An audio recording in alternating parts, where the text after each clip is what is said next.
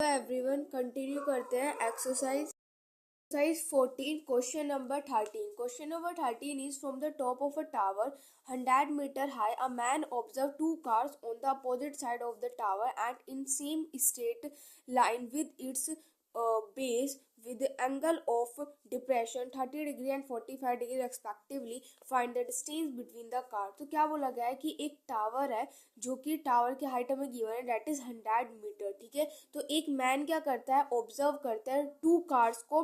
उस मतलब टावर है, टावर के टॉप से वो दो कार को ऑब्जर्व करता है अपोजिट साइड पर. ठीक है, अगर वो टावर के ऊपर है तो फिर दो साइड्स हो जाएंगी, तो वो दोनों अपोजिट साइड्स पर वो ऑब्जर्व करता है टू कार्स को. ठीक है, जिनका बेस जो है वो सेम है. ठीक है, तो एक कार से जो एंगल ऑफ डिप्रेशन बनता है वो 30 डिग्री का बनता है, सेकंड कार से 45 डिग्री का बनता है. तो हमें डिस्टेंस बताना है, दोनों कार के बीच का डिस्टेंस क्या होगा.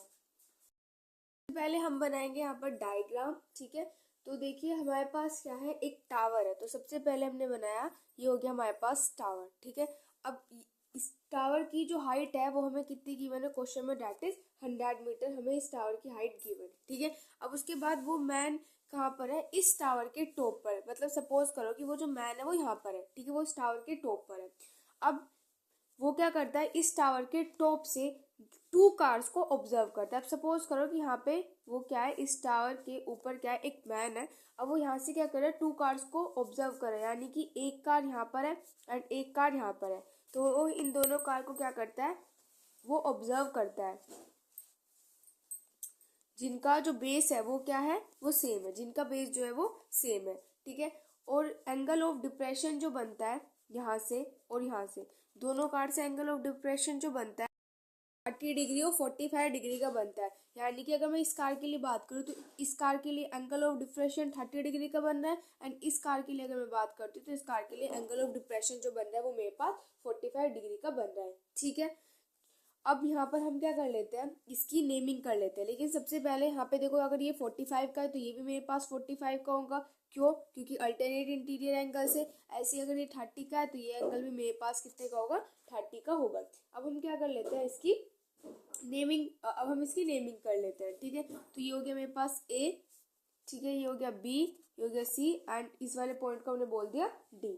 ठीक है, चलिए अब हम यहाँ पर अपना ट्राइंगल लेते हैं डी. ठीक है, तो in triangle A B D, इस ए बी डी ट्राइंगल में बात करते तो ए बी डी ट्राइंगल में 45 लग रहा है, यानी कि यहाँ पे हम लगा देंगे tan 45. तो tan 45 क्या होता है, परपेंडिकुलर बाय बेस. तो here perpendicular is B D and the base is A B. ठीक है, ये है यहाँ पे. तो tan 45 की वैल्यू क्या होती है, 1 होती है. तो यहाँ पे हमने रख दिया 1. ठीक है, उसके बाद यहाँ पे BD की जो वैल्यू है वो मेरे पास कितनी है, 100, क्योंकि BD तो टावर है तो इसकी तो 100 होगी.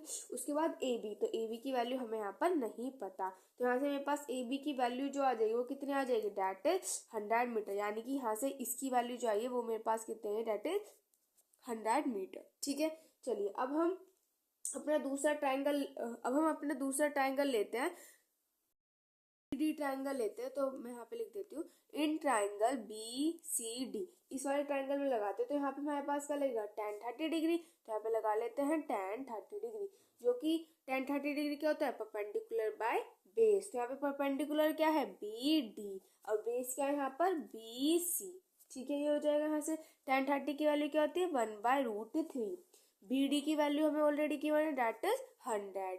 एंड बी सी की वैल्यू सॉरी, BC की वैल्यू हमें नहीं पता, तो यहाँ से हम अपनी BC की वैल्यू कर लेंगे फाइंड. ठीक है, तो BC उधर जाएगा एंड ये √3 हमारा इधर आ जाएगा. तो ये जाएगा 100√3 मीटर. तो यानी कि यहाँ से मेरे पास BC की जो वैल्यू है वो कितनी आ गई है, दैट इज 100√3.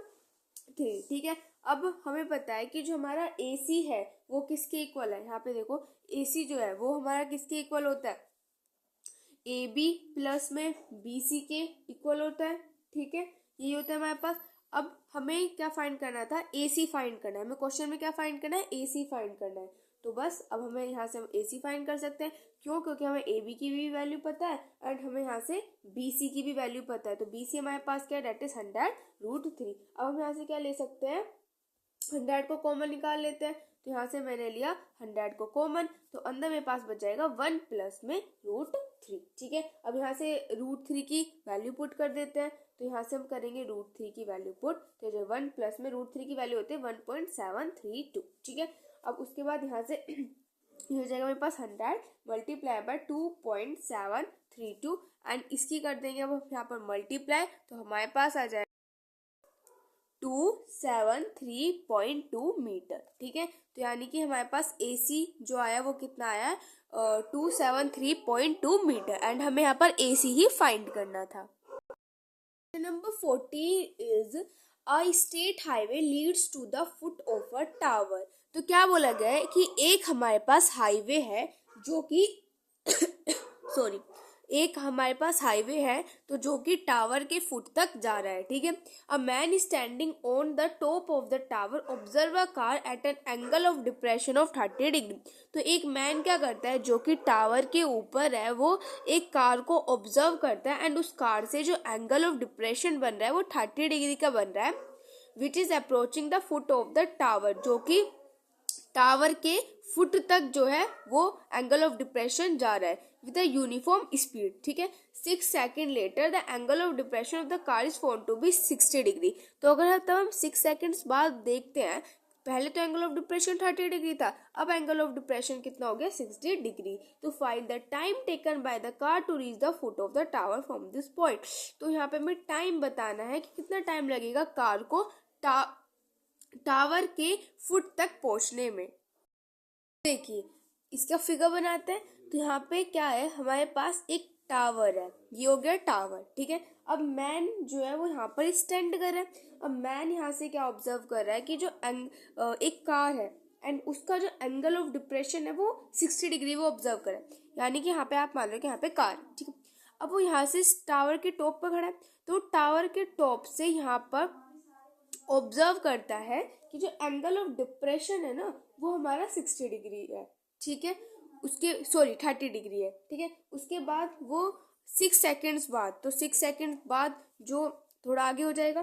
ठीक है, तो 6 सेकेंड्स बाद वो देखता है कि कोई ऐसे है कि हमारे पास यहाँ पे एक टावर है, तो वो मैन क्या कर रहा है, वो उस टावर के ऊपर स्टैंड कर रहा है। ठीक है, अब वो क्या करता है, यहाँ से क्या करता है, एक कार को ऑब्जर्व करता है। ठीक है, तो उस कार के लिए जो एंगल ऑफ डिप्रेशन बन रहा है वो कितना बन रहा है, 30 डिग्री का बन रहा है। इतना तो मैंने आपको बता दिया। उसके बाद 6 सेकेंड्स बाद, यानी कि 6 सेकेंड्स बाद क्या होगा, ये कार अगर यहाँ पर है तो ये थोड़ी आगे आ जाएगी, है ना। तो यानी कि अगर ये मानो ये कार मेरे पास यहाँ पर आ गई, ठीक है, ये कार मेरे पास यहाँ पर आ गई, तो इसके लिए जो एंगल ऑफ डिप्रेशन है वो कितना बन रहा है, दैट इज 60 डिग्री। बोला है ना कि 6 सेकेंड्स के बाद जो एंगल ऑफ डिप्रेशन है वो कितना बन रहा है, दैट इज 60 डिग्री। ठीक है, चलिए ओके।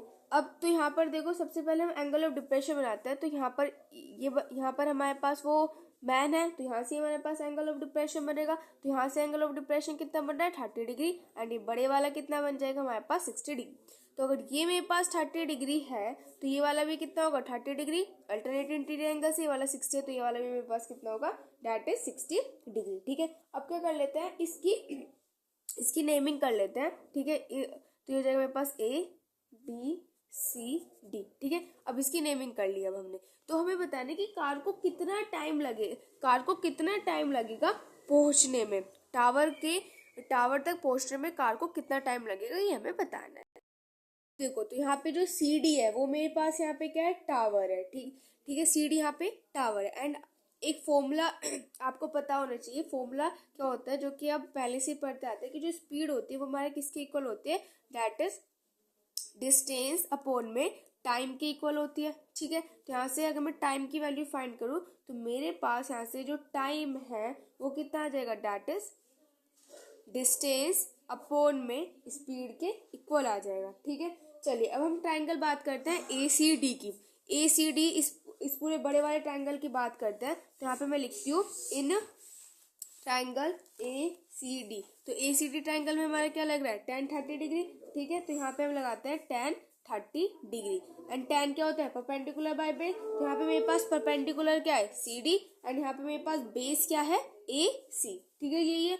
ओके, अब यहाँ पे सी डी क्या है, मेरे पास टावर है, तो मैं इस टावर की हाइट को मान लेती हूँ कि इस टावर की जो हाइट है वो मेरे पास एच है, ठीक है। और ए सी, तो यानी कि मैं इसको यहाँ से लेके यहाँ तक का मैंने एक्स मान लेती, लेट कर लेता है, एंड यहाँ से लेके यहाँ तक का मैं इसको वाई मान रही हूँ, ठीक है। तो यानी कि सी डी में यहाँ से तो मेरे पास एच हो जाएगा, एंड ए सी क्या हो जाएगा मेरे पास एक्स प्लस में वाई, ठीक है। तो यहाँ पे लिख दिया मैंने एक्स प्लस में वाई। इसको सोल्व करते हैं तो tan 30 की वैल्यू क्या होती है, 1/√3 is equal to h x plus में वाई। तो यहाँ से अगर मैं x प्लस वाई की वैल्यू फाइंड करूँ तो मेरे पास यहाँ से x प्लस वाई की वैल्यू आ जाएगी h√3, ठीक है। एंड इसको मैं यहाँ पर इक्वेशन नंबर 1 बोल देती हूँ। अब मैं दूसरा ट्राइंगल लेती हूँ इन ट्राइंगल BCD, ठीक है। तो यहाँ पे हम BCD ट्राइंगल लेते हैं जिसमें कि tan 60 डिग्री लग रहा है, तो यहाँ पे हम लगाएंगे tan 60। तो tan 60 मेरा किसके इक्वल होता है, परपेंडिकुलर बाय बेस। यहाँ पे परपेंडिकुलर क्या है, CD, एंड बेस क्या है, BC, एंड CD मेरे पास क्या है, that is height, and BC मेरे पास क्या है, डेट इज वाई, जो मैंने लाइट किया है। और tan 60 की वैल्यू क्या होती है, √3, तो यहाँ पे लिख दिया हमने √3, ठीक है। एंड ये यहाँ पे is equal to h y, ठीक है। और इसको मैं यहाँ पे बोल देती हूँ इक्वेशन नंबर 2। अब फ्रॉम इक्वेशन 1 एंड 2 यहीं पे करते हैं, चलो। तो जाएगा from equation 1 and 2। Equation 1 and 2 से यहाँ पे हम क्या लिख सकते हैं, यहाँ पे हमारे पास इक्वेशन नंबर 1 क्या दे रखी है, that is x plus y is equal to h√3 ये दे रखी है। तो इक्वेशन नंबर 2 से मैं क्या करूंगी, यहाँ पर सॉरी, h की वैल्यू इस वाली इक्वेशन से h की वैल्यू यहाँ पर मैं पुट कर दूंगी, ठीक है। तो जब मेरे पास x प्लस में वाई इज इक्वल टू यहाँ से h की वैल्यू क्या हो जाएगी, y√3, तो हो जाएगा y√3 मल्टीप्लाई बाय √3, ठीक है। तो इसको आगे सोल्व करेंगे तो हो जाएगा x प्लस में y is equal to 3y, ये हो जाएगा मेरे पास। तो यहाँ से मेरे पास अगर मैं x की वैल्यू फाइंड करूंगी तो x की वैल्यू क्या आ जाएगी, 3y माइनस के y, यानी कि x की वैल्यू मेरे पास यहाँ से आ जाएगी 2y, ठीक है, यही हो जाएगी। एंड यहाँ से y की वैल्यू फाइंड कर लेते हैं, तो यहाँ से मेरे पास y क्या आ जाएगा, डेट इज x/2, ये आ जाएगा यहाँ से। में आपको क्या गिवन था कि 6 सेकंड्स बाद जो उसकी स्पीड, जो कार है वो हमारी कहाँ पर आ जाती है, 60 डिग्री पर आ जाती है, ठीक है। मतलब वो एंगल ऑफ डिप्रेशन जो बनता है उसका 60 डिग्री का बनता है, ठीक है। तो अगर मैं यहाँ पर उसकी बात करती हूँ, 6 सेकंड्स की बात करती हूँ, यानी कि पहले कार हमारे पास यहाँ पे थी, ठीक है। तो तब 30 डिग्री का एंगल बन रहा था, और 6 सेकंड्स बाद यानी कि यहाँ से लेके यहाँ तक का जो टाइम लगा वो 6 सेकंड्स लगा। एंड उसके बाद यहाँ पर एंगल ऑफ डिप्रेशन कितना बना, 60 डिग्री का बना। यानी कि अगर मैं यहाँ से इसकी स्पीड फाइंड करने लगूँ, स्पीड ए से लेके बी तक की स्पीड, तो मैंने भी आपको बताया कि जो स्पीड होता है वो मेरे पास किसके इक्वल होती है, डिस्टेंस अपॉन में टाइम के इक्वल होती है। तो भाई ए से बी के लिए जो हमारे पास डिस्टेंस है वो मेरे पास क्या है, डेट इज एक्स है, एंड टाइम क्या मेरे पास 6 है, तो मेरे पास क्या हो जाएगा, डेट इज x/6, ठीक है। अब कितना टाइम लगा कार को बी से सी जाने के लिए, यानी कि बी से यहाँ तक का तो हमें पता है कि वो 6 सेकेंड्स है, लेकिन बी से सी तक जाने के लिए कार को कितना टाइम लगा। तो टाइम के लिए भी मैंने आपको फॉर्मूला बताया था, टाइम के लिए फॉर्मूला क्या होता है हमारे पास, डिस्टेंस अपॉन में स्पीड, ठीक है। तो यहाँ पर हमारे पास जो डिस्टेंस है वो क्या है, मेरे पास BC है। यहाँ पे पहले लिख देती हूँ कि फ्रॉम B टू C के लिए जो सबसे पहले अगर मुझे टाइम निकालना है तो उसके लिए डिस्टेंस, तो डिस्टेंस तो मेरे पास क्या है, दैट इज BC। तो यहाँ पे मैंने लिख दिया डिस्टेंस है मेरे पास BC, ठीक है। एंड उसके बाद स्पीड, तो स्पीड मेरे पास क्या है, स्पीड अभी फाइंड की थी जो कि मेरे पास कितने आई थी, डेट इज x/6, तो हो जाएगा यहाँ से मेरे पास x/6, ठीक है। तो ये हो जाएगा BC की वैल्यू क्या है मेरे पास y, तो y अपॉन में x/6, ठीक है, इज इक्वल टू, तो यहाँ से ये हो जाएगा मेरे, यहाँ से हम क्या कर सकते हैं, अपनी y की वैल्यू पुट कर सकते हैं कि y हमारे पास यहाँ से क्या आया था, डेट इज x/2 आया था, तो मैं यहाँ पे y की वैल्यू पुट कर देती हूँ, ठीक है। तो y की प्लेस पे पुट किया, date is x/2 and upon में x/6, ठीक है। तो ये हो जाएगा मेरे पास x/2 मल्टीप्लाई बाय 6/x, ठीक है। ये हो जाएगा x हो जाएगा कैंसिल, 2 × 2 2 3 × 6, तो यानी कि मेरे पास यहाँ से टाइम कितना आ जाएगा, डेट इज 3 सेकेंड। तो यहाँ से टाइम कितना है, डेट इज 3 सेकेंड। कार को टावर तक पहुंचने के लिए कितना टाइम लगेगा, 3 सेकेंड लगेगा, ठीक है। सो ये हो जाएगा आपका question number 14। 15 is a TV tower stand vertically on a bank of canal. तो एक टीवी टावर है जो कि कैनल के बैंक पर स्टैंड कर रहा है, from a point on the other bank directly opposite the tower. तो एक और हमारे पास दूसरा बैंक है जो कि टावर के बिल्कुल अपोजिट है, तो वहां से जो एंगल ऑफ एलिवेशन बन रहा है, यानी कि टावर के टॉप से जो एंगल ऑफ एलिवेशन बन रहा है वो 60 डिग्री का बन रहा है from another point 20 metre away from this point. तो उसी पॉइंट से 20 मीटर दूरी पर जो लाइन ज्वाइन कर रही है टावर के फुट से, वहां पर जो एंगल ऑफ एलिवेशन बन रहा है टावर के टॉप से वो 30 डिग्री का बन रहा है। तो हमें हाइट फाइंड करनी है टावर की और कैनल की विड्थ फाइंड करनी है, यानी कि हाइट। इसका डायग्राम बनाते हैं। सो देखो हमारे पास क्या है, एक टावर है, ठीक है, ये बना लिया मैंने यहाँ पर एक टावर, ठीक है। उसके बाद जो एंगल ऑफ एलिवेशन बन रहा है, ठीक है, टावर के टॉप से जो एंगल ऑफ एलिवेशन बन रहा है वो 60 डिग्री का बन रहा है। तो यानी कि यहाँ पे मान लेते हैं ये हमारे पास कैनल है, तो यहाँ पर जो एंगल ऑफ एलिवेशन बन रहा है वो कितने का बन रहा है, 60 डिग्री का बन रहा है, ठीक है। उससे आगे क्या बोला है कि इस पॉइंट से 20 मीटर की दूरी पर, यानी कि ये मेरे पास पॉइंट है एंड इससे 20 मीटर की दूरी पर, तो सपोज करो यहाँ से लेके यहाँ तक का जो डिस्टेंस है वो 20 मीटर है, तो 20 मीटर की दूरी पर इस टावर के टॉप से जो एंगल ऑफ एलिवेशन बन रहा है वो मेरे पास कितना बना है, दैट इज 30 डिग्री का, ठीक है। तो अब यहाँ पे आ जाएगा मेरे पास 30 डिग्री, यहाँ पे आ जाएगा 60 डिग्री, यहाँ से लेके यहाँ तक का जो डिस्टेंस है वो मेरे पास कितना है, दैट इज 20 मीटर। यहाँ से यहाँ तक का मैं डिस्टेंस को मैं मान लेती हूँ कि मेरे पास यहाँ पर x है एंड इस टावर की हाइट को मैं मान लेती हूँ कि h है, ठीक है। अब इसकी कर देते हैं हम यहाँ पर नेमिंग, तो ये हो जाएगा मेरे पास A B C एंड ये हो जाएगा मेरे पास यहाँ से D, ठीक है। तो यहाँ पर देखो जो मेरे पास A D है वो मेरे पास क्या है, यहाँ पर टावर है, और जो A B है वो मेरे पास क्या है, विद्युत, यानी कि कैनल की विद्युत, जो कि हमें क्या करनी है, फाइंड करनी है। टावर की हाइट फाइंड करनी है, तो यानी कि हमें फाइंड क्या करना है, एक तो AD फाइंड करना है और एक मुझे AB फाइंड करना है, ठीक है। तो हम यहाँ पे बात करते हैं इन ट्राइंगल ABD की। तो ABD ट्राइंगल की बात करते हैं तो यहाँ पे हम लगाएंगे tan 60। तो tan 60 मेरे पास क्या होता है, परपेंडिकुलर बाय बेस, तो perpendicular is AD and the base is AB, ठीक है। tan 60 की वैल्यू क्या होती है मेरे पास √3, उसके बाद AD मेरे पास क्या है, h है, एंड AB मेरे पास क्या है, दैट इज x है, ठीक है। तो यहाँ से अपनी h की अगर मैं वैल्यू फाइंड करूँ तो मेरे पास क्या आ जाएगा, x √3, ठीक है, ये हो जाएगी। इसको मैंने यहाँ पे इक्वेशन नंबर 1 बोल दिया। अब मैं दूसरा ट्राइंगल लेती हूँ ACD, ठीक है। तो इन ट्राइंगल ACD, इस वाले ट्राइंगल को लेते हैं, तो यहाँ पे हम लगा देंगे अपना tan 30 डिग्री, जो कि मेरे पास क्या होता है, परपेंडिकुलर बाय बेस, तो here perpendicular is AD and the base is AC, ठीक है, ये हो जाएगा। tan 30 की वैल्यू क्या होती है मेरे पास, 1/√3 लिख देंगे। उसके बाद AD क्या है मेरे पास यहाँ पर x है, एंड AC मेरे पास क्या है, देखो AC ये पूरा, तो यानी कि 20 एंड ये x, तो 20 प्लस में x हो जाएगा, है ना, ये हो जाएगा। यहाँ पे मैं लिख देती हूँ 20 प्लस में x, ठीक है। तो ये इधर चला जाएगा, तो 20 प्लस में x is equal to x, ये 20 प्लस में x ये उधर चला जाएगा एंड ये मेरे पास यहाँ से क्या आ जाएगा, सॉरी ये हो जाएगा h√3, ठीक है, ये हो जाएगा। अब h की वैल्यू मैं यहाँ पर पुट कर दूँ, इक्वेशन नंबर 1 से मैं h की वैल्यू पुट कर देती हूँ, तो जाएगा 20 प्लस में x is equal to h क्या है मेरे पास, that is x√3 multiply by √3, ये हो जाएगा यहाँ से मेरे पास, ठीक है। तो आगे इसको सोल्व कर मेरे पास आ जाएगा 20 प्लस में x is equal to 3x, ठीक है। तो यहाँ से ये हो जाएगा 20 is equal to 2x and यहाँ से मेरे पास x की वैल्यू आ जाएगी, दैट इज 10 मीटर, ठीक है। तो यानी कि मेरे पास AB यानी कि जो विद्युत है कैनल की वो मेरे पास कितनी आ गई है, दैट इज 10 मीटर। अब मुझे क्या फाइंड करना है, टावर की हाइट फाइंड करना है, यानी कि मुझे AD फाइंड करना है, यानी कि h फाइंड करना है, ठीक है। तो h कहाँ से फाइंड करेंगे हम, देखो मैं h फाइंड कर सकते हो अपनी फर्स्ट इक्वेशन से, है ना। तो फ्रॉम इक्वेशन फर्स्ट से मैं यहाँ पे पुट कर दूंगी x की वैल्यू, ठीक है। तो put the value of x की वैल्यू पुट कर देंगे, तो h is equal to x√3 दे रखा है, ठीक है। तो यहाँ पे मेरे पास h is equal to x की वैल्यू क्या है, tan√3, ठीक है। तो यहाँ से मेरे पास क्या आ जाएगा, दैट इज tan√3 एंड हो जाएगा मीटर। तो यानी कि जो टावर की हाइट है वो मेरे पास कितनी है, tan√3 मीटर, एंड जो कैनल की विद्युत आई है वो है 10 metre. Number 16 is the angle of elevation of the top of a building from the foot of a tower is 30 degree।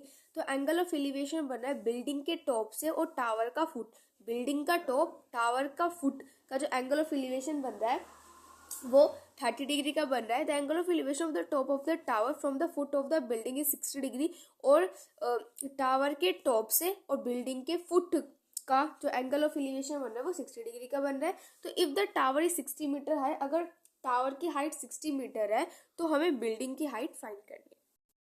बनाते हैं यहाँ पर अपना डायग्राम। ठीक है, तो यहाँ पे मैं साइड में बनाती हूँ। तो सबसे पहले यहाँ पे देखो, ये हमारे पास टावर, ये तो है मेरे पास टावर। ठीक है, और इसकी हाइट मुझे दे रखी है दैट इज 60 मीटर।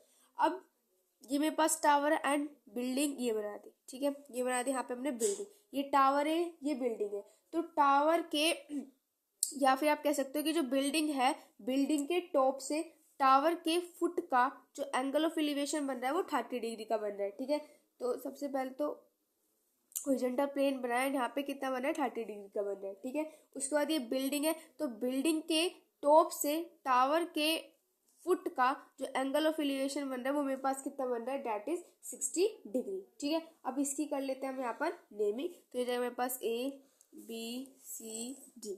ठीक है, इसकी कर ली नेमिंग। अब हम यहाँ पे लेंगे अपना ट्राइंगल। यहाँ पे मेरे पास जो AB है वो मेरे पास क्या है यहाँ पर, और जो मेरे पास CD है वो मेरे पास यहाँ पे क्या है दैट इज टावर। ठीक है, चलिए अब हम यहाँ पे लेते हैं इन ट्राइंगल ACD। इस ट्राइंगल में यहाँ पे मेरे पास tan 60 लगेगा, तो यहाँ पे हो जाएगा tan 60 is equal to perpendicular by base. तो perpendicular is CD and the base is AC। तो tan 60 की वैल्यू मेरे पास क्या होती है √3 इज इक्वल टू CD की वैल्यू है 60 एंड AC की हमें यहाँ से नहीं पता। ठीक है, तो AC की वैल्यू हम यहाँ से अपनी फाइंड करेंगे। तो AC मेरे पास इसी में पास यहाँ पे किसके इक्वल हो जाएगा 60 √3 एंड नीचे √3 है तो √3 मल्टीप्लाई बाय √3। इसको हम यहाँ पे रेशनलाइज करेंगे। ठीक है, तो यहाँ से मेरे पास आ जाएगा दैट इज 60 √3 एंड अपॉन में आ जाएगा 3, तो आ जाएगा मेरे पास यहाँ से 20 √3 से मेरे पास AC कितना आ जाएगा दैट इज 20 √3 मीटर। ठीक है, तो यहाँ पे लिख दो 20 √3 मीटर। अब दूसरे वाला ट्राइंगल लेते हैं इन ट्राइंगल ABC। तो इस ट्राइंगल की बात करते हैं, तो यहाँ पे मेरे पास लग रहा है tan 30 डिग्री, तो यहाँ पे लगाएंगे tan 30 डिग्री। तो tan 30 degree perpendicular by base and base is AC। ठीक है, तो tan 30 की value 1/√3 and AB as it is लिख देंगे एंड AC मेरे पास क्या है दैट इज 20 √3। अपने AB की वैल्यू फाइंड करते हैं, तो 20 √3 upon √3 is equal to AB आ जाएगा, तो इससे कैंसिल हो जाएगा। तो AB मेरे पास यहाँ से कितना आ जाएगा दैट इज 20, तो AB आ जाएगा मेरे पास यहाँ से 20 मीटर। ठीक है, तो AB की वैल्यू आ गई 20। बिल्डिंग की हाइट फाइंड करनी थी, तो AB हमारे पास बिल्डिंग थी, तो बिल्डिंग की हाइट आएगी 20 मीटर। ये हो गया क्वेश्चन नंबर 16। नंबर 17 is the horizontal distance between two tower is 60 metre. तो यहाँ पे हमें हॉरिजॉन्टल डिस्टेंस दो टावर है एंड उन दोनों टावर के बीच का जो डिस्टेंस है वो हमें गिवन है that is 60 metre. The angle of depression of the top of the first tower when see from the top of the second tower is 30 degree. तो यहाँ पर एंगल ऑफ डिप्रेशन जो बन रहा है फर्स्ट टावर के लिए, तो जब हम सेकंड टावर के ऊपर खड़े होकर देखते हैं तो फर्स्ट टावर के लिए जो एंगल ऑफ डिप्रेशन बन रहा है वो 60 डिग्री का बन रहा है, सॉरी 30 डिग्री का बन रहा है। ठीक है, आगे बोला गया if the height of the second tower is 90 metre. तो बोला गया कि अगर दूसरे टावर की हाइट 90 मीटर तो हमें फर्स्ट टावर की हाइट को फाइंड करना है। सबसे पहले बना लेते हैं इसकी फिगर। ठीक है, तो मैं इसकी फिगर बनाऊंगी। तो हमारे पास यहाँ पे दो टावर दे रखे हैं। ठीक है, तो एक जो टावर है वो ये हो गया, इसकी जो हाइट है वो कितनी है 90 मीटर की हमें इसकी हाइट दे रखी है। ठीक है, तो अभी इसकी हाइट बाद में लिखेंगे, पहले हम बनाते हैं दूसरा वाला टावर। तो ये क्या मेरे पास यहाँ पर सेकेंड वाला टावर है। अब क्या बोला गया है कि सेकंड जो हमारे पास, अगर मैं फर्स्ट टावर के लिए एंगल ऑफ एलिवेशन देखती हूँ तो सेकंड टावर के टॉप से एंड इसके टॉप का जो एंगल ऑफ एलिवेशन है वो मेरे पास, सॉरी एंगल ऑफ डिप्रेशन जो है वो कितना बनता है 30 डिग्री का। तो यानी कि यहाँ से लेकर यहाँ तक कुछ इस तरीके से, तो यहाँ पर जो एंगल ऑफ डिप्रेशन जो बन रहा है वो कितने का बन रहा है दैट इज 30 डिग्री का। ठीक है, ओके, अब हम क्या करते हैं सिंपल इसको यहाँ पर ज्वाइन कर देंगे। तो ये इसको हमने कर दिया इस तरीके से यहाँ पर ज्वाइन। ठीक है, एंड इसकी हाइट मुझे दे रखी है यहाँ पे 90 मीटर, तो इसकी हाइट लिख दी मैंने यहाँ पर 90 मीटर। ठीक है, एंड इसका और इसका डिस्टेंस जो मुझे दे रखा है वो कितना दे रखा है दैट इज 60 मीटर। ठीक है, अब इस वाले टावर की हाइट को हम h मान लेते हैं। ठीक है, इस वाले टावर की हाइट को मैंने h मान लिया। अब यहाँ पर इसकी कर देते हैं नेमिंग, तो हो जाएगा ABCD। ठीक है, इसकी यहाँ पे हमने नेमिंग कर दी। ठीक है, तो यहाँ पर जो हमारे पास AB है, AB ये हमारे पास क्या है सेकंड टावर है, और जो D और इसकी यहाँ पर E लिख देते हैं। ठीक है, तो ये जो मेरे पास DE है वो मेरे पास यहाँ पे क्या है दैट इज फर्स्ट टावर जिसकी हाइट को मैंने h माना है। लेते हैं यहाँ पर ट्राइंगल BCE। तो इन ट्राइंगल BCE तो बी सी में क्या लगेगा, tan 30 डिग्री। तो tan 30 डिग्री मेरे पास क्या होता है, that is perpendicular by base. तो perpendicular is B C and the base is C E. ठीक है, तो उसके बाद BC मेरा किसके इक्वल हो जाएगा। अब देखो BC है तो BC को मैं यहाँ पे क्या लिख सकती हूँ, BC को मैं क्या लिख सकती हूँ, क्या AB माइनस के AC लिख सकते हैं, है ना, बिल्कुल लिख सकते हैं। एंड CE है तो CE को मैं यहाँ पर एज इट इज लिख देती हूँ। अब tan 30 की वैल्यू 1/√3 होती है, AB की वैल्यू 90 है एंड AC की वैल्यू मैंने लेट क्या की है h। ठीक है, एंड अपॉन में यहाँ पे CE की वैल्यू क्या है, दैट इज 60। ठीक है, उसके बाद आगे सोल्व करते हैं तो हो जाएगा मेरे पास 60√3 इज इक्वल टू 90 माइनस के h। ठीक है तो यहाँ पर मेरे पास जो ये 60 है ये किसके इक्वल हो जाएगा, √3, 90 माइनस के h इसके इक्वल हो जाएगा। ठीक है, तो हो जाएगा 60 इज इक्वल टू 90√3 माइनस के h √3, ये हो जाएगा। अब इस h √3 को मैं इधर ले आते तो हो जाएगा h√3 is equal to 90√3 minus के 60। अब यहाँ से हम अपनी h की वैल्यू फाइंड कर सकते हैं, तो यहाँ से मेरे पास h क्या आ जाएगा, 90√3 माइनस के 60 अपॉन में ये हो जाएगा यहाँ से मेरे पास √3। ठीक है, तो यहाँ से h जो है वो मेरे पास यहाँ से कितना आ जाएगा, डेट इज 3 को कट कर लेते हैं। कैसे, ये हो गया 90√3 अपॉन में √3 माइनस के 60 अपॉन में √3। अब इस √3 को यहाँ से √3 से मैंने यहाँ पे कैंसिल कर दिया तो h जो है वो मेरे पास कितना आ गया, 90 माइनस के एंड ये क्या 60/√3। तो इसको इसकी वैल्यू पुट करेंगे 1.732 एंड इससे इसको डिवाइड कर देंगे तो कितना आ जाएगा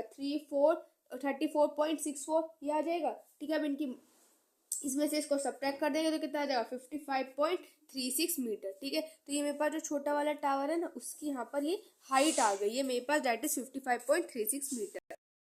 हमें फाइंड करना था, ये हो गया इसका आंसर।